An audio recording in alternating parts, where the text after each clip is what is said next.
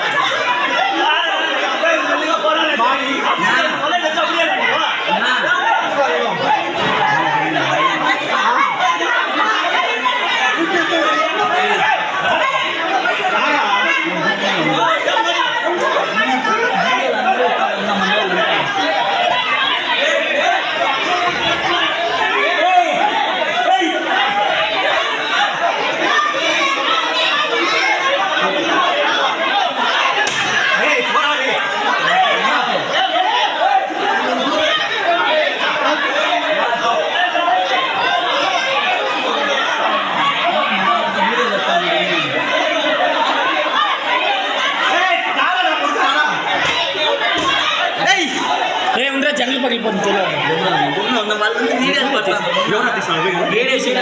మమ్మల్ని అంతా తీస్తాను.